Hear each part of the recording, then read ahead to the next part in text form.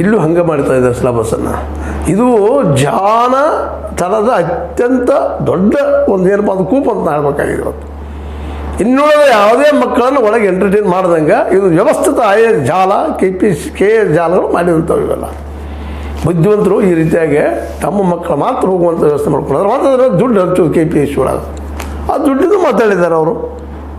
ವಿಶೇಷವಾಗಿ ವಿಭಾಗಾಧಿಕಾರಿ ಅಂದ್ರೆ ಎಸಿಗೆ ಇವತ್ತು 2 ಕೋಟಿ ರೂಪಾಯಿ ಕೊಡ್ಬೇಕಂತ ಹೇಳ್ತಾಯಿದ್ರು. 2 ಅದು ನಡೆದು ಸುಳ್ಳಿನಲ್ಲ.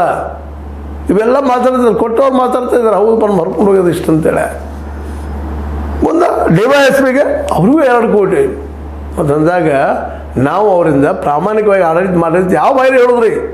ಅಲ್ಲಿ ಪ್ರತಿಭಾವಂತರು ಇಲ್ಲ, ಅಷ್ಟು ರೊಕ್ಕಗಳು ಯಾವ ಪ್ರತಿಭಾವಂತ ಹೆಂಗೆ ಇರೋಕ್ಕೆ ಸಾಧ್ಯ? ಮತ್ತು ನಾವು ಒಂದೇಳೆ ಇದ್ದರೂ ಸಹಿತ ಅವ್ನು ದುಡ್ಡು ಮಾಡೋಕ್ಕೆ ಕೊಡ್ತಾನೆ. ಅವ್ನು 2 ಕೋಟಿ ಗಳಿಸ್ಬೇಕಲ್ರಿ. ಇದನ್ನು ಇವತ್ತು ನೀವು ಮಾತಾಡ್ತಾ ಇದ್ದೀರಿ, ಇದು ಭಾಳ ವರ್ಷಗಳಿಂದ ಮಾತಾಡ್ತಾ ಬಂದಿದ್ದೀವಿ.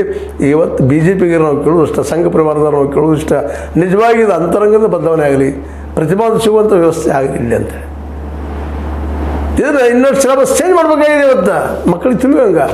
ಮತ್ತು ಗಣಿತ ಓರಿಯೆಂಟೆಡ್, ಅದು ಮ್ಯಾಥ್ಸ್ ಓರಿಯೆಂಟೆಡ್ಡು ಅಥವಾ ಇದು ಇಂಜಿನಿಯರಿಂಗ್ ಓರಿಯೆಂಟೆಡ್ ಮಕ್ಕಳ ಹೆಚ್ಚಿಗೆ ಸೆಲೆಕ್ಷನ್ ಆಗ್ತಾ ಹೋದ್ರೆ ಅಡ್ಮಿನಿಸ್ಟ್ರೇಟರ್ ಪ್ರಾಮಾಣಿಕ ಇರ್ಬೋದಿಲ್ಲ ಅಂತಲ್ಲ. ಆದರೆ ಇಲ್ಲಿ ಕೇಳುವಂಥ ಪ್ರಶ್ನೆ ಏನಪ್ಪ ಅಂದರೆ, ಒಂದು ವೈಚಾರಿಕ ನಿರ್ಧಾರ ತೆಗೆದುಕೊಳ್ಳುವಂಥ ಪೋಸ್ಟ್ ಅದು IAS ಮತ್ತು IPS ಮತ್ತು KAS KPS ಇವೆಲ್ಲ ಕೇವಲ ಸೈನ್ಸ್ ಓದಿದವರು ಅಷ್ಟೇ ಬುದ್ಧಿವಂತರು ಇರ್ಬೋದು. ಕಳೆದು ಕೂಡಿಸೋದ್ರಲ್ಲೇ ಪಾಸ್ ಆಗೋದ್ರಲ್ಲಿ ಬುದ್ಧಿವಂತರಿದ್ದಾರೆ. ಆದರೆ ಅಡ್ಮಿನಿಸ್ಟ್ರೇಷನ್ ದಿಟ್ಟ ನಿರ್ಧಾರ ತೆಗೆದುಕೊಳ್ಳೋದು ಆರ್ಟ್ಸ್ ವಿದ್ಯಾರ್ಥಿಗಳಲ್ಲಿ ಭಾಳ ಇರ್ತದೆ. ನಾವು ನೆನ್ಪಿಡ್ಬೇಕು. ಸಾಮಾಜಿಕವಾಗಿ ಅಭ್ಯಾಸ ಮಾಡಿದ ಮಕ್ಕಳವರು ಅವ್ರಿಗೆ ಇವತ್ತು ಅವಕಾಶ ಸಿಗದಂಥ ಪರಿಸ್ಥಿತಿ ಇದೆ. ಕೆಲವೊಬ್ರು ಹೇಳ್ಬೋದು, ಅವರು ಓದ್ಬೇಕ್ರಿ ಮಾಡ್ಬೇಕ್ರಿ, ಮಾತಾಡೋದು ಭಾಳ ಸುಲಭ ಅದ. ವ್ಯವಸ್ಥೆ ಎಷ್ಟು ಕಷ್ಟದಿರ್ತದಪ್ಪ ಅಂದ್ರೆ ಮಕ್ಕಳು ಶಾಲೆಗೆ ಕಳಿಸೋದೇ ಕಷ್ಟ ಅದ. ಬಡ ಮಕ್ಕಳು ಇವತ್ತು ಕೂಲಿಕಾರ ಮಕ್ಕಳನ್ನು ತಮ್ಮ ಶಾಲೆಗೆ ಕಳಿಸೋದೇ ಕಷ್ಟ ಅದ. ಕನ್ನಡ ಶಾಲೆಗಳಲ್ಲಿ ಅಥವಾ ಗೌರ್ಮೆಂಟ್ ಶಾಲೆಗಳಲ್ಲಿ ಎಷ್ಟು ಮಟ್ಟಿಗೆ ಕಲಿಸ್ತಾರೋ ನಾವು ನೋಡಿದ್ದೀವಿ, ನಾವು ಅನುಭವಿಸಿ ಬಂದಿದ್ದೀವಿ.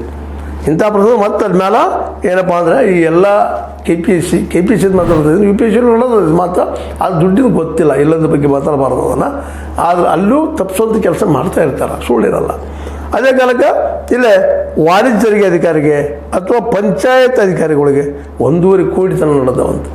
ಒಂದು ಮಾತು ನಿಮಗೆ ಹೇಳೋದಂದ್ರೆ KPSCಯಿಂದ ಸೆಲೆಕ್ಷನ್ ಆಗೋದು ದುಡ್ಡಿಲ್ಲದೆ ಯಾವ ಸೆಲೆಕ್ಷನ್ ಆಗಿದ್ರೆ ಅದು ಎಕ್ಸಾಂಪಲ್ ತಂದು ತೋರಿಸ್ತಾರೆ ಮುಂದೆ. ಹೇಳಿರಿ ಕರ್ನಾಟಕ ಸರ ಇಲ್ಲದ ನೋಡ್ರಿ, ಯಾರು ಕೇಳಿದಾರು ಕಾಂಗ್ರೆಸ್ಸಿನ ಮೆಂಬರ್ಗಳು ಇದ್ರೆ ವಿಧಾನಸಭೆಯಲ್ಲೇ ಸಾಕ್ಷಿ ಕೊಡ್ರಿ ಅಂತ.